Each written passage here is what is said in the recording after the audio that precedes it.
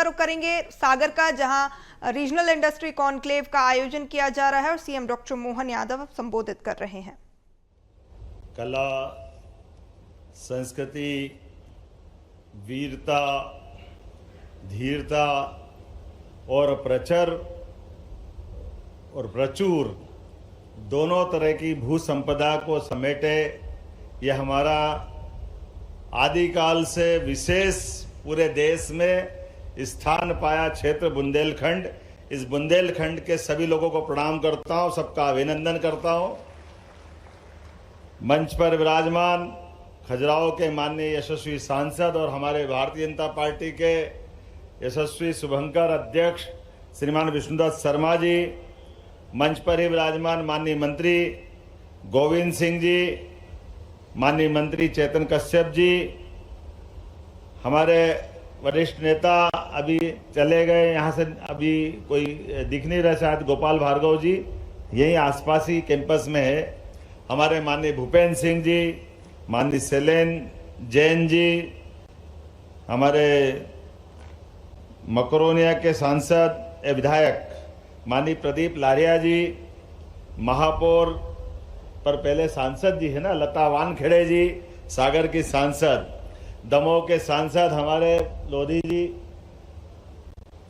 राहुल भाई, इस अवसर पर मौजूद मंच पर ही विराजमान हमारे सारे वरिष्ठ मंत्रीगण भी यहाँ मौजूद है, भाई लखन पटेल जी, धर्मेंद्र लोधी जी, माननीय मंत्री दिलीप जी।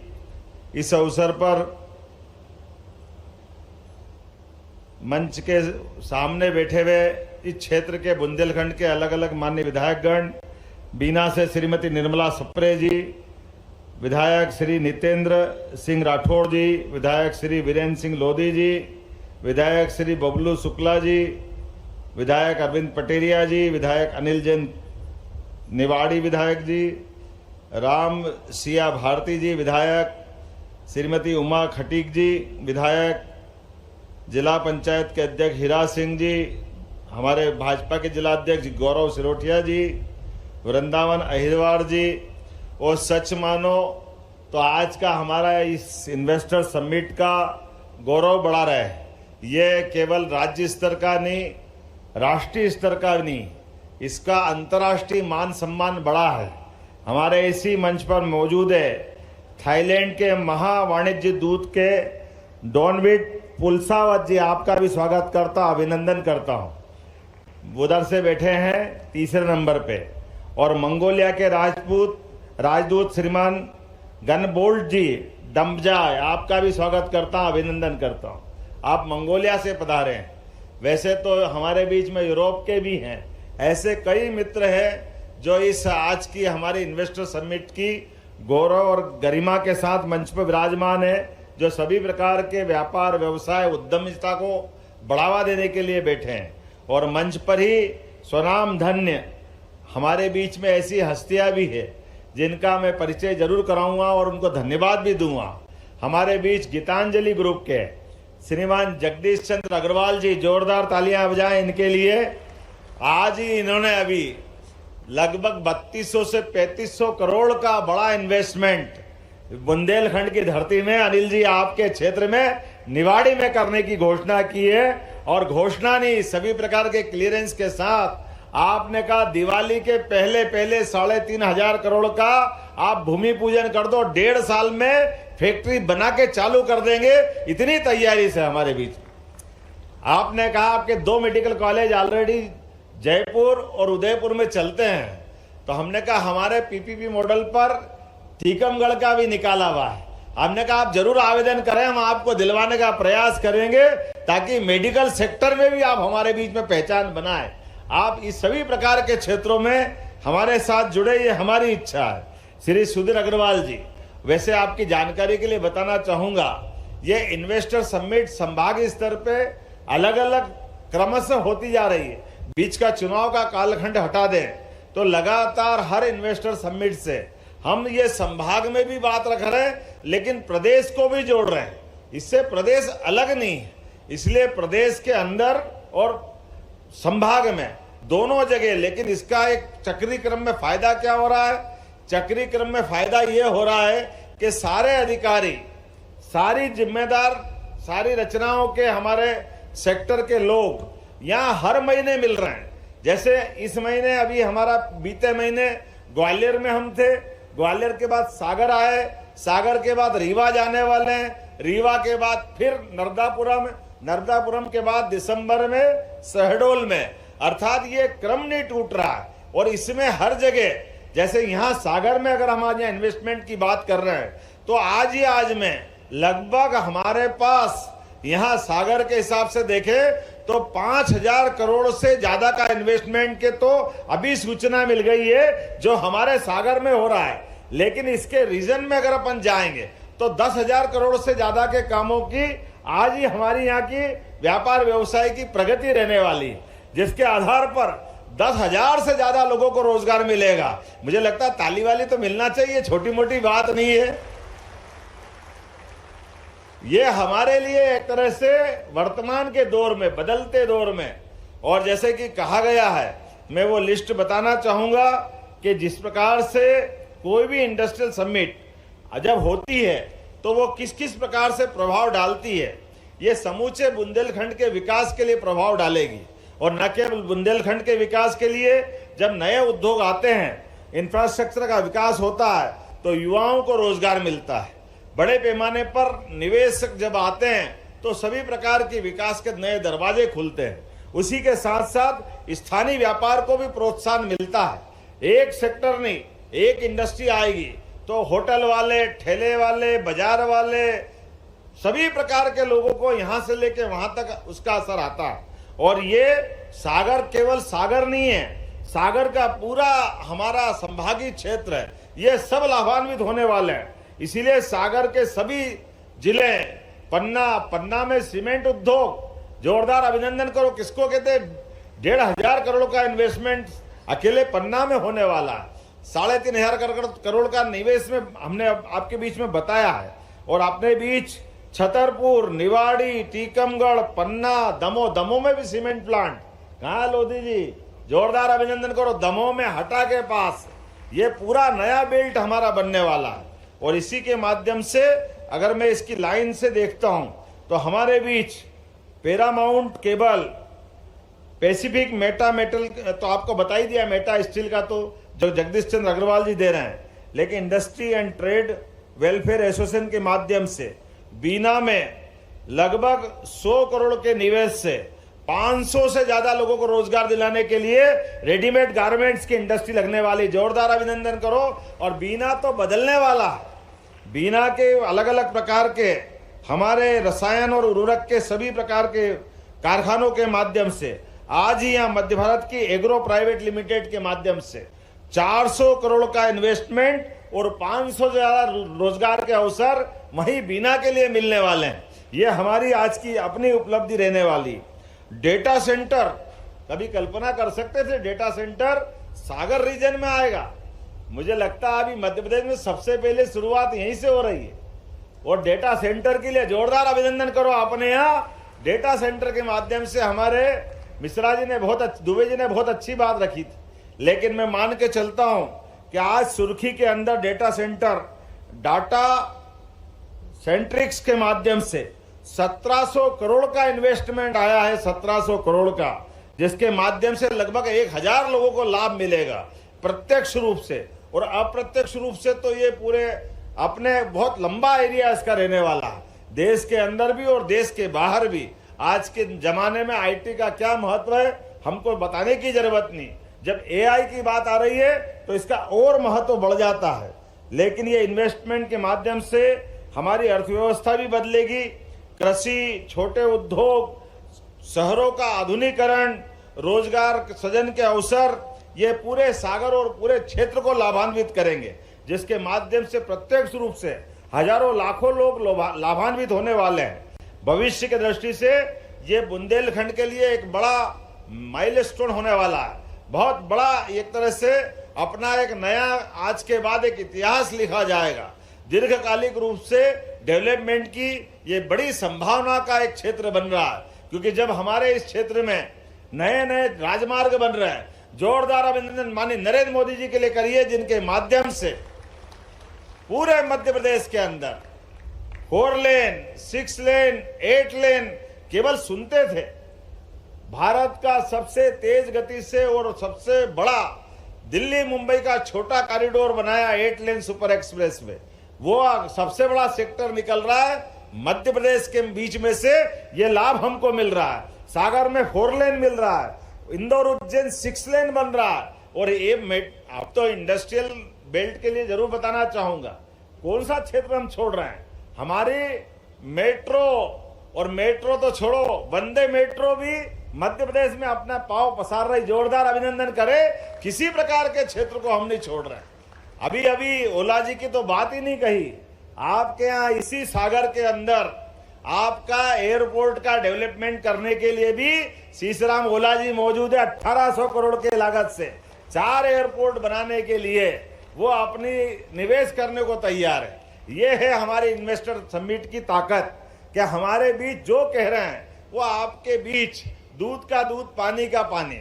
हमारे बीच में ये जो बड़ी संभावना बन रही है, इस बड़ी संभावना के बलबूते पर एविएशन के सेक्टर में और संभावना है। जब हमारे लगातार अभी हमारा रीवा का एयरपोर्ट का लोकार्पण होना बाकी है, उसके पहले सिंगरौली का भी बनके तैयार हो गया।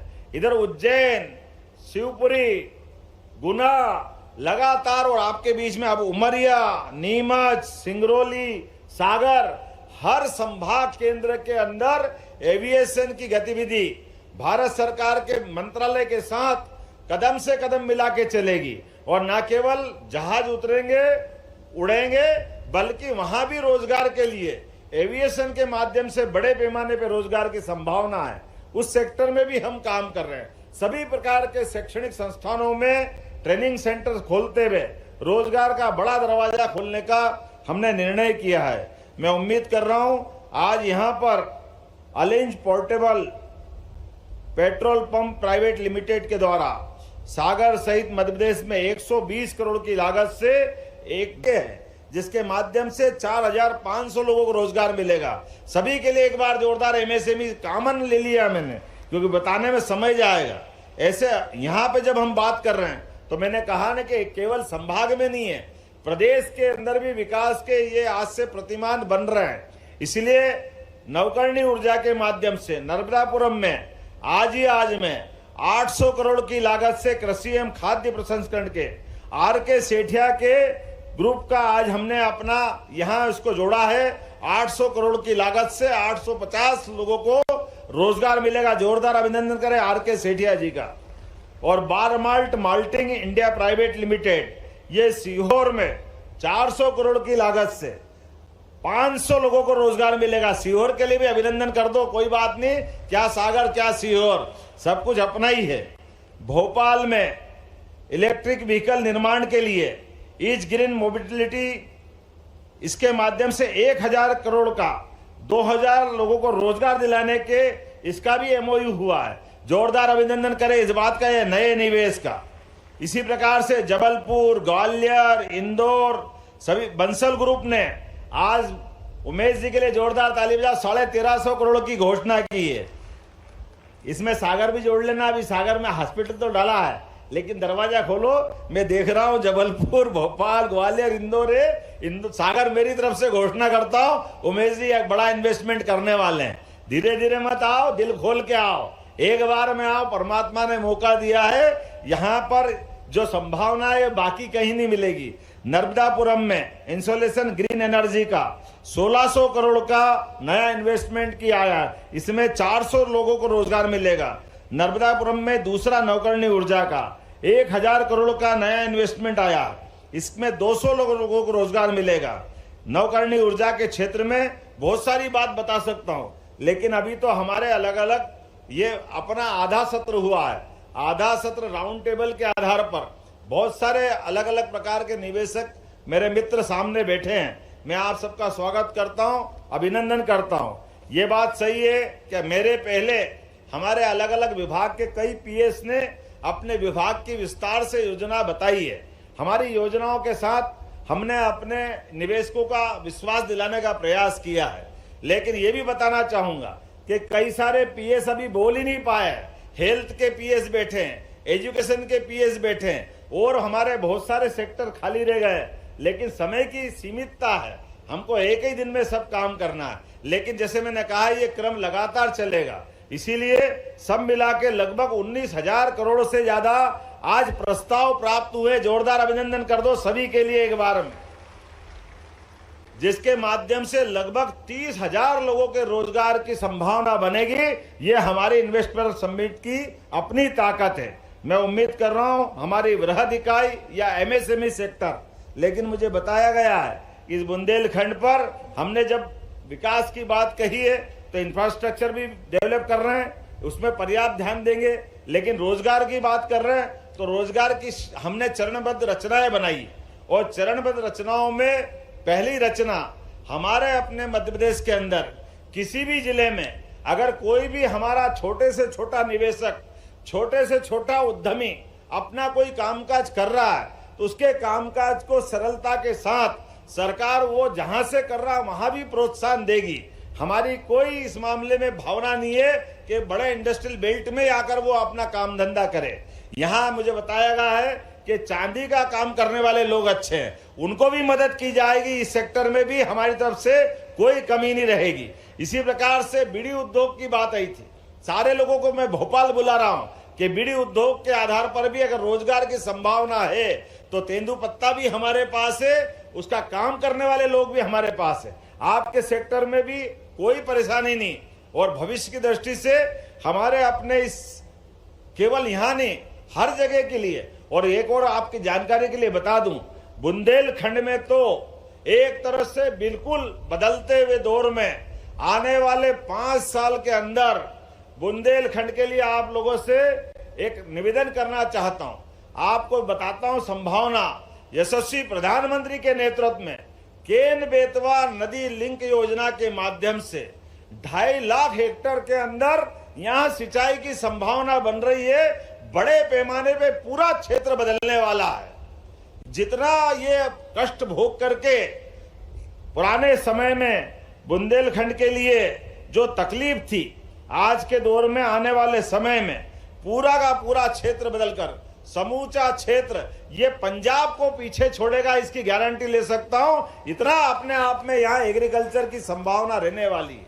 और न केवल हमारे सिंचाई के क्षेत्र में बल्कि पशुपालन को लेकर के हमने नेशनल डेयरी डेवलपमेंट बोर्ड के माध्यम से एक एमओयू किया है और आने वाले 5 साल में अभी देश का 10वां हिस्सा के बराबर दूध हम उत्पादन करते हैं। लेकिन हमारा लक्ष्य है कि आने वाले समय में हम 5वें नंबर पे पहुंचे, डबल उत्पादन क्षमता बढ़ाएं। तो जो कृषि उत्पादन के साथ साथ किसानों की भी आय डबल करने के लिए दूध उत्पादन में उनको अपना सहभागी बनाएं। इसी प्रकार से हार्टिकल्चर का बहुत बड़ा सेक्टर है।